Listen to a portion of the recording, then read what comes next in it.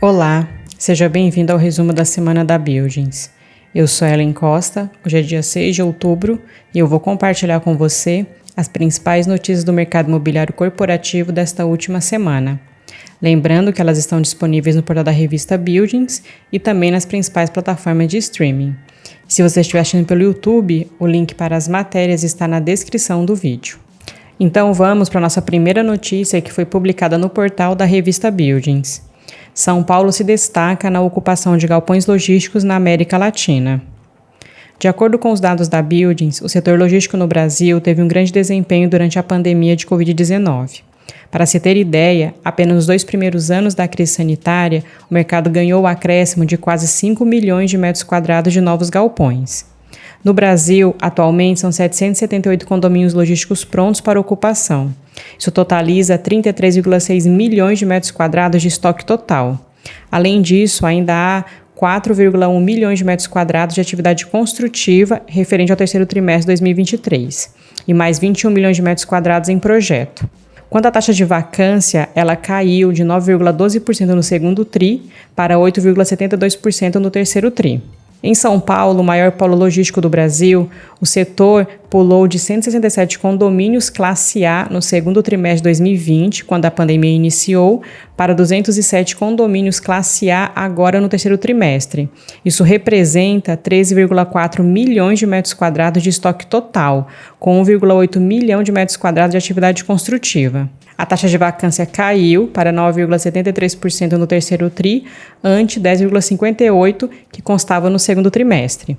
Na esteira deste bom desempenho, notícia da Folha de São Paulo aponta que a cidade de São Paulo fechou o primeiro semestre na liderança entre as cidades da América Latina, com o maior saldo entre as devoluções e contratações de galpões industriais e logísticos de alto padrão. Esse indicador se refere à absorção líquida. De acordo com a consultoria imobiliária Newmark, no comparativo, o total de espaço ocupado em São Paulo foi de 637 mil metros quadrados, quase o dobro do registrado em São José, na Costa Rica, que foi de 346 mil metros quadrados, e Bogotá, na Colômbia, que foi de 246 mil metros quadrados.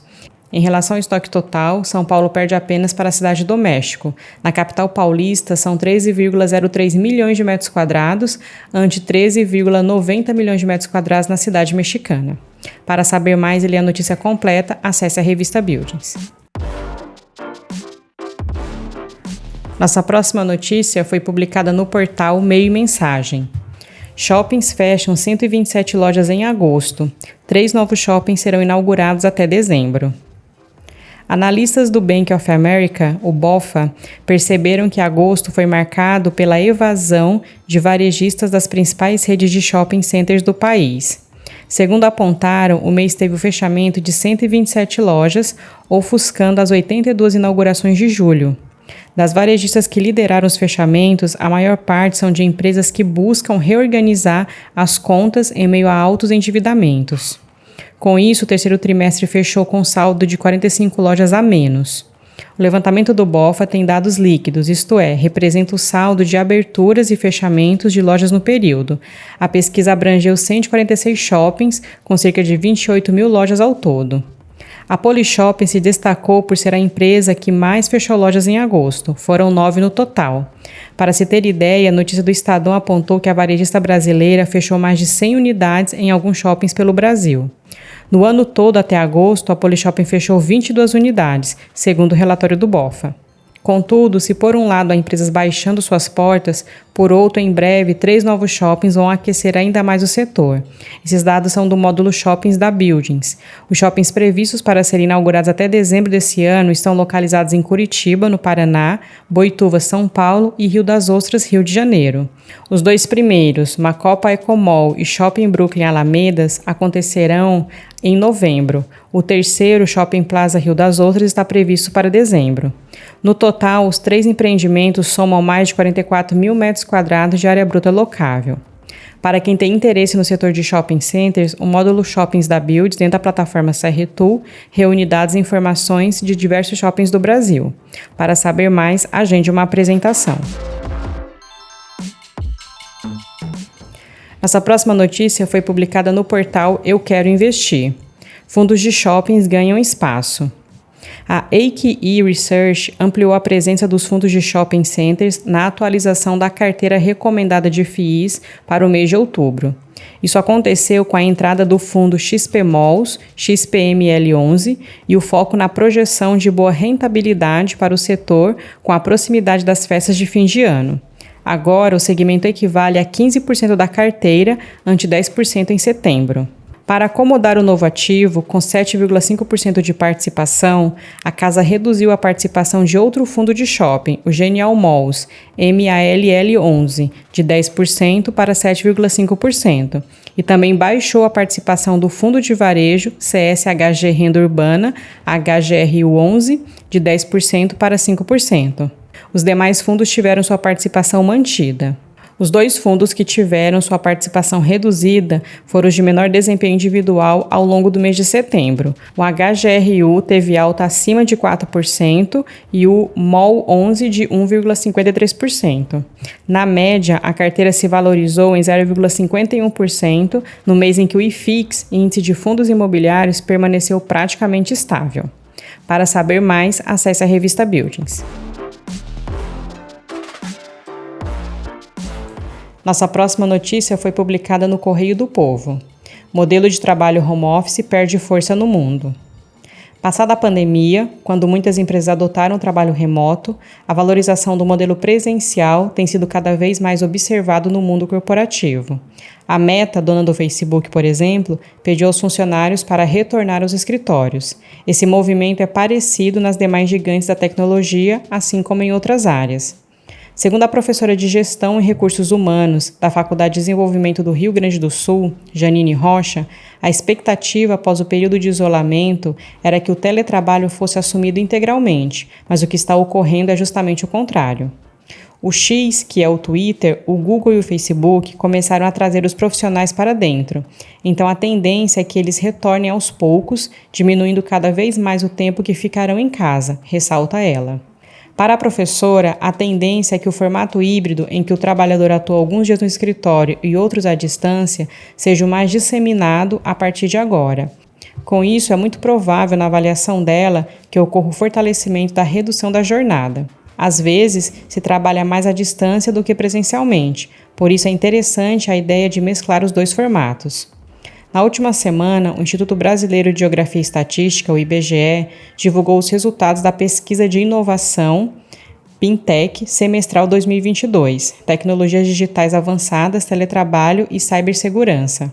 No ano de 2022, 47,8% das empresas industriais adotaram algum grau de teletrabalho na condução dos negócios no país.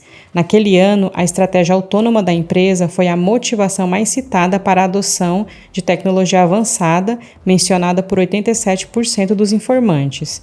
Por outro lado, os principais empecilhos que dificultaram a estratégia de modernização dos negócios nas indústrias digitalizadas foram altos custos, 80,8%, falta de pessoal qualificado na empresa, 54,6%, e riscos associados à segurança e privacidade, 49,5%. Para saber mais, acesse a revista Buildings. Nossa última notícia foi publicada no Money Times.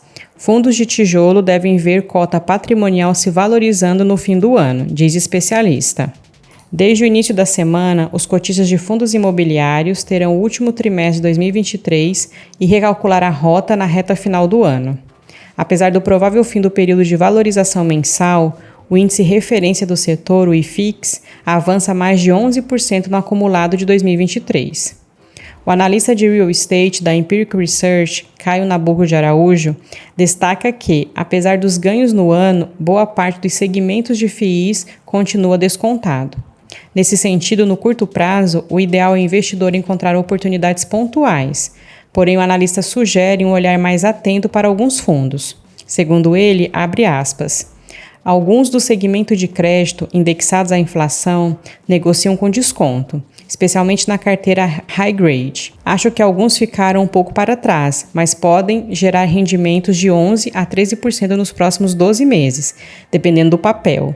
É um segmento que eu gosto e estamos olhando com mais carinho. Fecha aspas. Entre esses ativos, Araújo destaca o fundo Kinea Security, KNSC11. Apesar do FII ter ficado para trás nos últimos meses em relação aos seus pares, o especialista destaca que o QNSC11 tem uma carteira high grade bem posicionada no índice de inflação oficial do país, o IPCA. Além disso, também possui uma parcela em CDI. Ele cita ainda os fundos de tijolo, que devem ver a cota patrimonial se valorizando no fim do ano. Isso porque boa parte das reavaliações patrimoniais de fundos imobiliários ocorre em dezembro. Abre aspas. Com a previsão de nova queda da Selic, atualmente em 11,75% ao ano, bem como melhora operacional de alguns setores, poderemos ter surpresas positivas nesse sentido. Fecha aspas. Para saber mais, acesse a revista Buildings. E antes de finalizar, te convido para conferir os artigos e outros conteúdos e notícias disponíveis no portal da revista Buildings e também no nosso canal no YouTube.